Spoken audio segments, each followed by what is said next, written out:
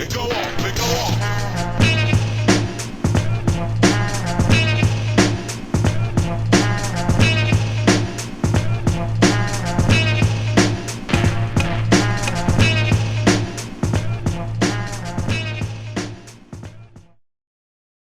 A subdued sounding Lyndon Arthur after winning the IBO light heavyweight title this evening.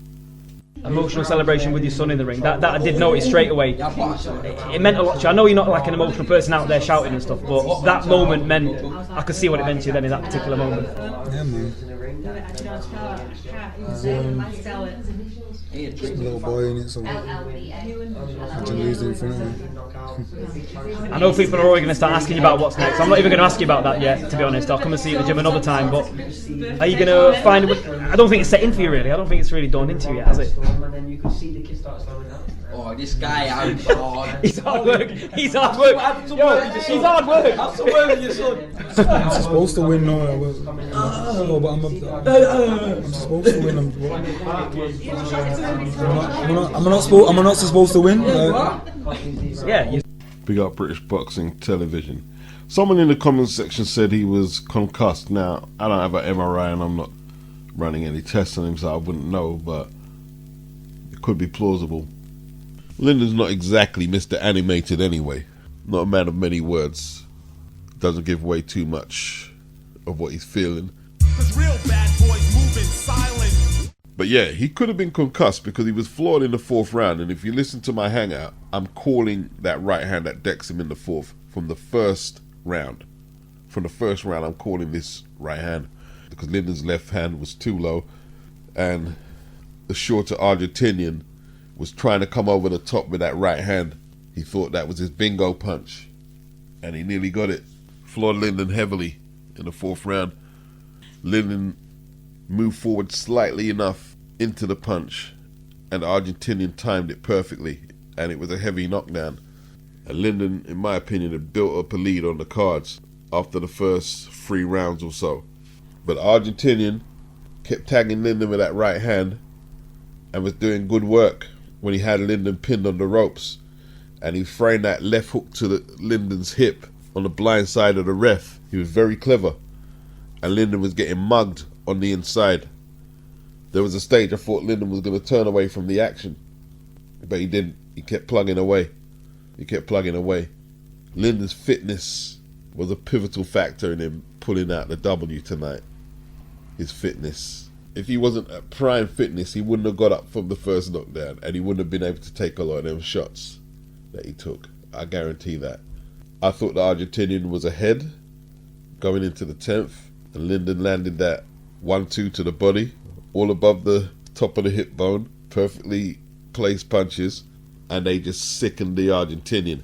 In fact, the 1-2 landed from Lyndon to the body, and the Argentinian threw a left hook, and it looked like he was going to continue fighting, and the delayed effect didn't kick in until about 4 seconds after the punches landed, and he just went down, and Lyndon pulled it out. And became IBO light heavyweight champion. Excellent stuff. The Argentinian lost his belt on the scales, is what I found out, because I didn't see the weigh-in. He weighed in 7 pounds over the light heavyweight limit, and the board advised him not to take the weight off because it would be unsafe. So he loses his title, but he's allowed to come in the ring 7 pounds heavier. So what does Lyndon get in return for that? The bloody IBO title. And the British Boxing Board of Control need to address this matter. Mauricio Lara, he missed the weight when he was defending against Lee Wood recently. That's the fight I couldn't remember on the hangout. It was him. You think he tried to make the weight? No. What would you rather lose? Your title or the fight? Sometimes the scalp is worth more than the title, because if you win and you take the scalp, you can still keep the momentum going. Forget the belt. There's a dozen belts out there. And that's what a lot of these fighters are doing. They don't care if they lose their belt on the scale. What, you think this guy wasn't sizing up the scalp of Lyndon Arthur? No one had heard of this guy outside of Argentina. No one had heard of this guy. 7 pounds. You didn't try to make the weight. Just like Mauricio Lara didn't try and make the weight. So that didn't assist Suarez's punching power yesterday. So it's unsafe for the Argentinian to take 7 pounds off, but it's not unsafe for Lyndon Arthur to go in with somebody half a stone heavier than the regular weight. Half a stone. Against a banger with 16 knockouts and 17 victories. And it's against big punchers like Mauricio Lara, 19 knockouts in 26 wins. He can hit. He's a big hitting featherweight. The first thing they asked is, what do I want to do? And I said I want to become British champion, and here we are. Big up the Ute from Stockwell. And big up Gary Logan. Big up Gary Logan. Samuel ANTWI. Now, he's one of them British fighters, rolling shots off his shoulder, doing the reflex thing, dropping his hands, and I can't be here saying, you need to box in a more rudimentary, stationary hands-up defense. He's gone too deep into it now. This is who he is. And he's entertaining to watch. He's very entertaining. He's unorthodox, throws punches from awkward angles. Josh Kelly, I believe, relinquished the British title at 154. So Samuel ANTWI and Mason Cartwright, who actually gave Troy Williamson, when he was champion, a tough fight for that title, didn't he? He actually put Troy on the floor, and Troy was outpointed by Josh Kelly. Josh Kelly gave up the belt, and these two guys fought for the vacant strap. Samuel ANTWI and Mason Cartwright. And they served up a treat on this show. You know, this was a good card for Wasserman on Channel 5. Very good card. One IBO title and a British title fight. Very good card. Now, a lot of people, we're going to get into the fight in a minute, ANTWI and Cartwright. A lot of people might say that Lyndon Arthur is not a champion with an IBO belt. And okay, I'm not going to argue too much, but at the same time, it puts him in the frame for some big domestic fights. There's a lot of domestic fights out here. Like, Base the Kid was saying they'd like to see him in there with Spider Richards. I wouldn't mind seeing that fight at all.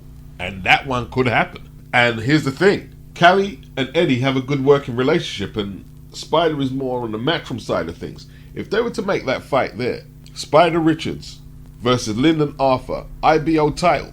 I'm not going to speak for the rest of the world because I don't know all their opinions on domestic boxing, but the journalists out here will be very enthusiastic about Spider Richards and Lyndon Arthur.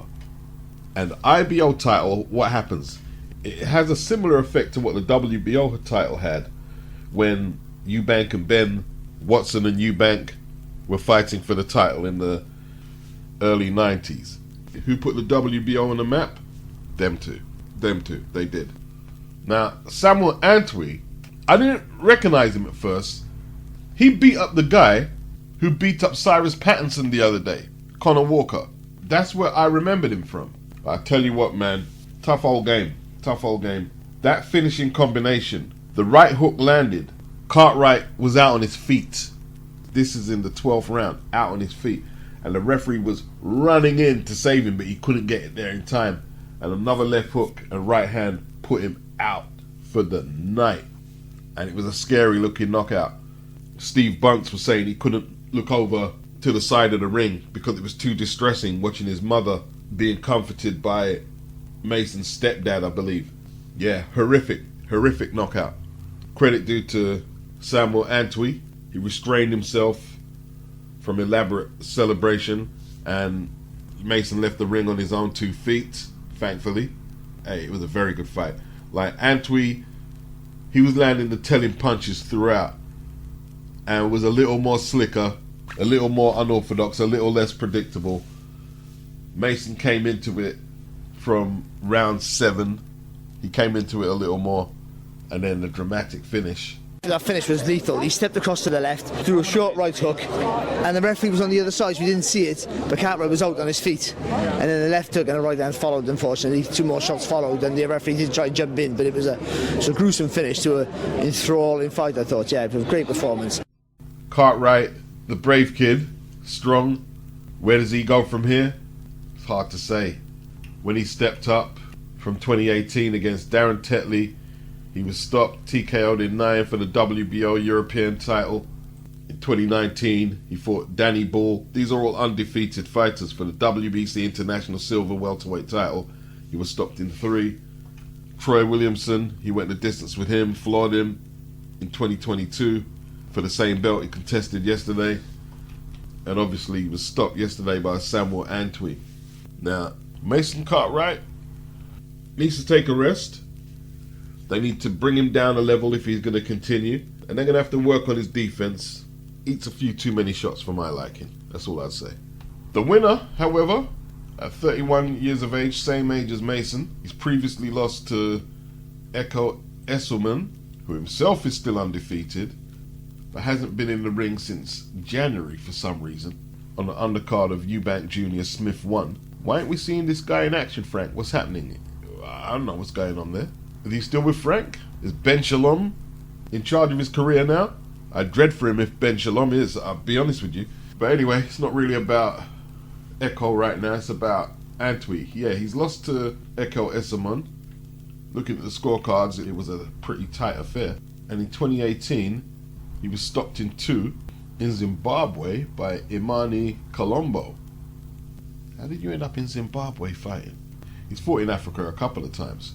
He's fought in Ghana at the Azuma Nelson Sports Complex, Accra. And I see Troy Williamson in the building, so that could be a first defense possibly. ANTWI is trained by Adam Booth. Adam Booth thinks that he can give the world-rated super welterweights trouble, and Gary Logan believes the same thing too. So he's got some good people in his corner who have high ambitions for him. And yo, let's see what he can do. Let's see how far he can take it. Let's see the Troy Williamson fight.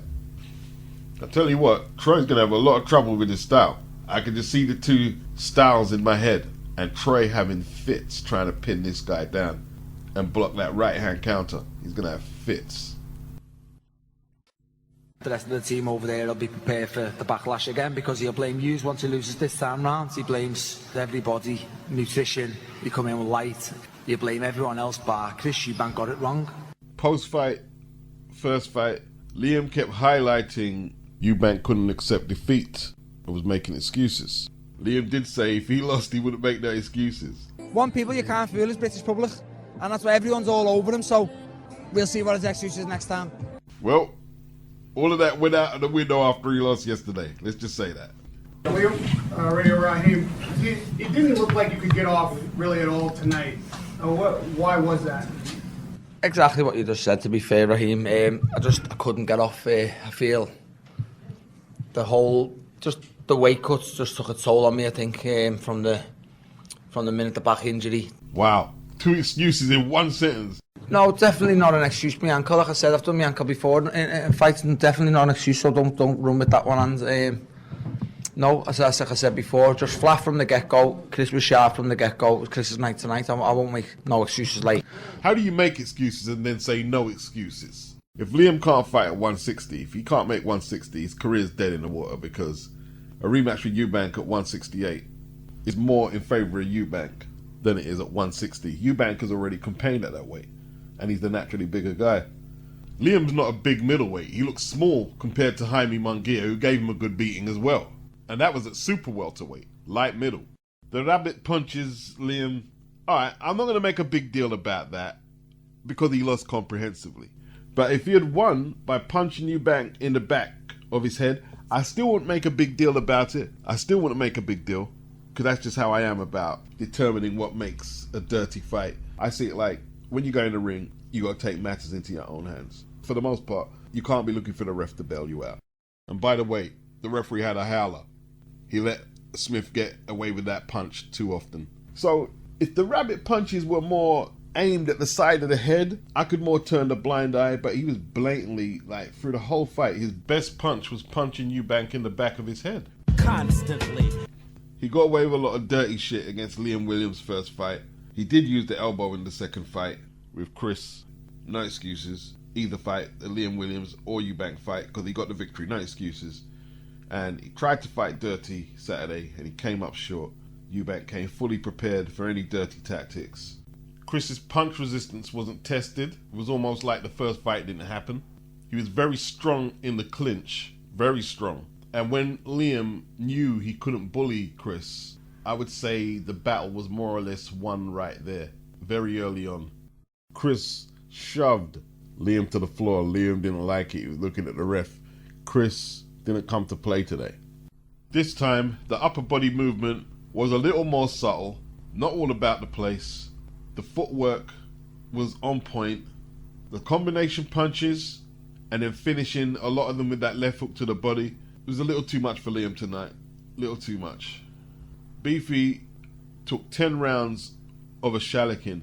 Eubank only took 3 or 4 good punches from Beefy in the first fight, and the fight was over. But Liam took what could be a potential career-ending beating. Beatings like that can push you to the other side of the divide, basically accelerate your decline. No coach wants to see his fighter take a beating like that. And I was shocked that they didn't throw a towel in. Even after he was knocked down in the 10th, they waited for the referee to stop it. You could just look at the state of his face after. And as tough as Liam is, I don't know how much is left in the tank after that one. Them uppercuts that Eubank was throwing made him actually look like an elite fighter. The one he threw in the 4th was just like, phew. He fainted with that jab to the head and that quick double step with his left foot, which got him inside Beefy's range perfectly, and he just came up with it. Full power, drove it up from his legs. First knockdown. One of the worst things for any boxer is to have Chris Eubank throwing them multiple combinations at them. That does more damage than the guys with the one-hitter quitters. That does way more damage. Liam's ankle wasn't broke, and he kept rolling over his ankle left and right. Some people said he's done that before, but to me it looks like a distress signal. You know when a fighter's distressed, sometimes you see them do some odd things that they don't normally do, and that could have been the case with Liam yesterday. Joe McNally could have pulled him out in the 7th, in all truth. He could have pulled him out, but there was so much at stake, and Liam probably would have never forgave him.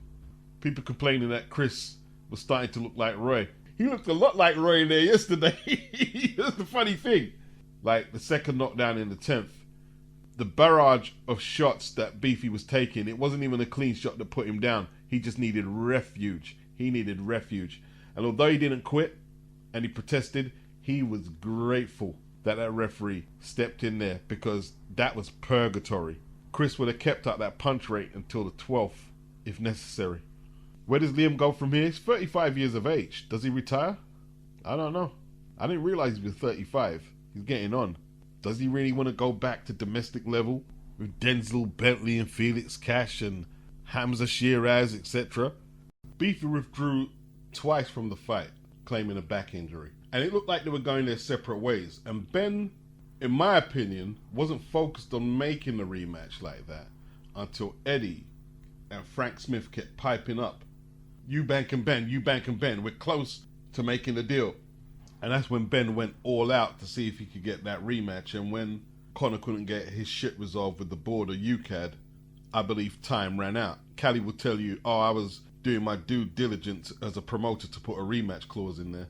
Well, in all truth, when Ben got hungry for that match, he didn't really need a rematch clause. And not making it an excuse for Liam, perhaps he was almost given an ultimatum. We need to make this fight. Probably said this is the biggest fight they can get for Liam. But what he probably didn't say was, we need you to take this fight so Matchroom don't get to put Ben and Eubank on. He probably didn't tell him that. And to be honest, I didn't believe that Liam was injured at first, or at least I was skeptical. But now I'm not so sure. And perhaps he ended up having to push it too hard in the training camp earlier than what he wanted to. Not saying he would have beaten Chris. And no excuses, bottom line. He said he was overweight in training camp and had to lose a lot of weight. Well, the first fight was in January. The rematch 8 months on in September. Was that 8 months on? If your back was injured, you should have kept control of what you was intaking in terms of calories as a professional athlete. There's no excuse. The truth is, this is how most fights are won and lost. Perhaps Beefy doesn't have the same discipline in between fights that Eubank does in terms of training and diet. And tonight he paid the price. Maybe he celebrated too much after beating Chris and it's caught up with him. Did Ben Shalom cash Beefy out? Yeah, a little bit. But all promoters cash their fighters out, don't they? They all do. That was the biggest fight that Ben could possibly make, is the rematch with Chris. So whether Beefy didn't think he was ready yet, he celebrated too much and needed a little more time, we have to get him back in there. It's similar to the situation with Leonard and Duran. After Duran beat Leonard in Montreal and took his welterweight title, there was a rematch clause. Yeah, they had them back then. But not as frequently as today. Ray Leonard was a special case. First fight was May 1980, and Duran had a reputation of blowing up in weight between fights and not living the life, so they called the rematch for December, and Leonard, he got his get back. Now, Duran could have said I needed more time, but yo, you can't get a payday like the Sugar Ray Leonard payday anywhere, not at that time, so what was he going to do? I mean, he was spending the money as quick as he was getting it, but he quit in the now famous No Mas fight, claiming stomach cramps. And Liam Smith, what was out there for him? There was nothing out there for him. They weren't going to outsource him to get beaten up by Johnny Beck in America on a top rank card. Jamal Charlo, he's not fighting. They're not going to, definitely ain't going to go for Carlos Adames for the purse they'd get for that. And the risk reward against that purse, no. As for Eubank, called out Conor Benn. Conor Benn was there, he wants to fight, but we have to see if Conor needs a tune-up and get his issues resolved to get licensed in the UK, and then we'll talk about that at a later date. Well done, Chris Eubank. All you got to do is look at this still of Ben Shalom. Sheer disappointment, huge L. He went all out to get this fight, but you know, it is what it is. And he's getting a baptism of fire right now. You hear Eddie tell the stories when he was a little boy and his dad would come home absolutely raging through the sheer frustration, the disappointments. Let's not forget, Matchroom have got a whole lot of other sports that they control. He's not coming home mad because of snooker and golf and darts, it's boxing. And when he was going up against Frank Warren, and he did have a heart attack, a lot of stress. Then again, he did take on Leighton Orient, that's enough to flipping give anyone stress. But Ben's still young. But right now, he doesn't know what's hit him, bro. He don't know what's hit him. And as for Cali, you know, like, Cali ran across the ring when Eubank won, because this is the first big one that Cali has scored since he's been with Wasserman. This is the big one. Eubank is Wasserman's franchise player in the UK. He's their guy. Great weekend for Wasserman. LYNDON winning that IBO title might not seem much to many, but, you know, and then the Eubank win. The whole BOMAC effect, you know, like, all right, it's cool. We give him his due. We got to give him his due. Okay, they done that in 4 weeks. Let's see if BOMAC can take him to a world title. That would really impress me. You know, I would argue that Chris should have beat Liam Smith first time around. Whether he trained himself or if Roy Jones was in the corner or BOMAC, should have beat him first time around. So let's see if they can get a world title, and then I'll start talking about the BOMAC effect. But big up BOMAC. You got to give him his due. Frazer Clarke, he managed to get his stoppage victory over Dave Allen. Dave couldn't come out for the 6th round. Dave hasn't been knocked out clean, and he's fought some good guys. Tony Yoka, Luis Ortiz, Dillian White, David Price, and he's never been knocked out cold. So there was a lot of expectancy on Frazer Clarke's shoulders yesterday, especially as he turned down a British title fight not too long ago. Well, at least his promoter did. And the pressure right now on Fraze, which, you know, he's doing his best to not show that he's under pressure. He smiles and, you know, he's trying to talk positively. But there needs to be good man management in that camp before Fraze just buckles under all of it, because he's getting a lot of criticism for his performances, even though he hasn't lost. I mean, he's 8-0 with 6 inside the distance. Statistically, it still looks good. Daniel Dubois, I believe, was directing a lot of his blows to hit the borderline target, if not necessarily low. Frazer Clarke, however, is not trying to hit Dave Allen low. Frazer Clarke's inaccuracy, the lack of snap on his shots, and perhaps inability to hit the target area cleanly, whether head or body, are what resulted in him losing 2 points in 1 round for low blows. I thought the jab was effective, but the power shots, mainly that right to the head, a little too wide, a little too slow. For the most part, Dave smothered them. He caught some of them on the guard, and some of them went round the side of the head, the back of the head, slap type punches, not really turning them over properly. But, you know, Fraze didn't lose no rounds. That's because Dave Allen didn't throw no punches apart from a few wild overhand rights, a couple of which caught Frazer Clarke, but he took them pretty well. I mean, Dave just didn't have the foot speed to be effective with that shot. He couldn't get close up enough to Frazer because He wasn't in ideal shape, was he? He needed to be 240. He's not a 257-pound heavyweight. He just isn't. And you have to question if Fraze is doing himself any justice at 270. What's that, 19 stone plus?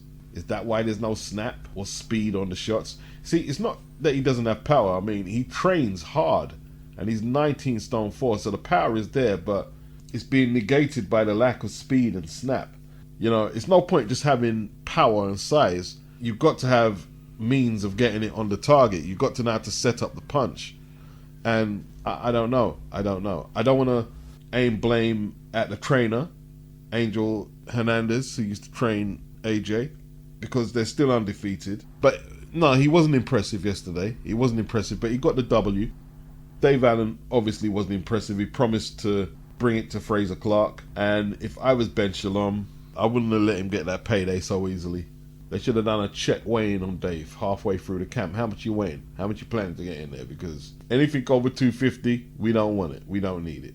But yo, he got a good payday on a big platform on pay-per-view. He's got kids to feed, so he done what he had to do. But the fight was awful. It was an awful fight to watch. You know, can't say the Q word, but Dave shook his head at his corner, man. It looked like a signal of resignation. But, you know, can't say the Q word. They're looking for the towel. The team's looking for the towel, or they're looking to just take a knee and listen, I don't want it anymore. It's like a guy quit tonight. I forgot the guy's name, White Rhino. He just quit, and, you know, and it's like, it's becoming normal now. The 4-letter Q word. And to be honest with you, he done us all a favour. He spared us having to endure any more of that fight, if you can call it that. There was murmurs around ringside that he got his jaw broken, but it's saying here he was taken to hospital as a precaution after he suffered a suspected perforated eardrum and potential nerve damage to his mouth. I would argue that both men came in too heavy for the big pay-per-view card on Sky, and they underperformed. And, you know, it's back to Fight Zone for Dave after getting numerous opportunities on that same platform at Sky. On that same platform on Sky, only when Matchroom was there. Will he be recycled for another upcoming heavy? He could be. He could be. But what promoter would have the balls to put this guy back on a pay-per-view? Going on from here. When his fight comes on, that's a good opportunity for a toilet break. The low blows was probably the biggest talking point about this fight. I'm in two minds with it. Fraze was throwing low punches. And yes, Dave did milk it, but it was hard to feel sorry for him considering the output he brought to the fight. He would have got more sympathy if you'd tried harder to win. He was getting hit low though. In 2021, Jack Cullen, basically fighting for his career, was knocked out by the Frenchman Kevin Sarjo for the European title. Body shot. Came back with a win on the undercard of Ben versus Chris Van Heerden, and then he was knocked out by Diego Pacheco at the Echo Arena. And I don't think Matchroom so much let him go, but they let him explore his options. And yesterday he was on that Eubank Smith undercard, and I only caught the highlights yesterday, but I was shocked to see him take them British and Commonwealth titles from Mark Heffron. That left hook was bad, man. A serious left hook. Dropped Heffron. Heffron got back up, but he collapsed again nearby the ropes. And it just shows you persistence and single-mindedness is so important in boxing, because people see fighters like Jack Cullen and they say, oh, remember he got knocked out, he's shit. And if you don't have that single-mindedness, that persistence, especially with so much disapproving voices these days because of social media, you have no chance in this sport at all. And Frazer Clarke should look at guys like Jack Cullen. Don't always look at Tyson Fury, Terence Crawford. Don't always look at them, because basically they give you a false sense of what is real in boxing. Most fighters fighting at not even world level, you can go to domestic British title level, will take L's, and it's how you bounce back. You've got to keep working on your craft. You know, Frazer Clarke has to look on the upside. You won the fight, you never look like losing. Now crack on and make them improvements in the gym. It doesn't matter what no one else says. And that's what guys like Jack Cullen are like. I remember him getting stopped in that thriller with Felix Cash. He's had a few setbacks, and now he's British and Commonwealth champion. That basically means he's in line for a very big fight soon. Couple more wins, could be a world title. Never know. You never know. Florian MARKU, he steamrolled Dylan Moran in 1. Did what he had to do. He still looks too small for a welterweight. Florian MARKU. Adam AZIM against Aran Varinian, the Ukraine. Very technical fight. I knew the Ukrainian could fight. I saw that from the first round. And it was a very technical affair. Scorecards possibly a little wide. But Adam AZIM had to keep his concentration all the way through. You have to. You have to, because that guy, Varinian, I wouldn't say he's a spoiler, but he makes you work for every point. He's waiting to see if you get frustrated. Adam AZIM, he goes to 8-0. The opponent was 23-1 going into that fight. Not a fight of the year candidate or anything like that, but good technical boxing from both men. Adam started to get to him late on, but I would say at only 9-0, there's still a lot of work to be done before we start predicting big things and maybe pushing him ahead before his time. Mr. Moneybag is back with bands in this bitch. Hopping down the block, selling grams off the zip. Ain't nothing changed, bitch, we still on the A.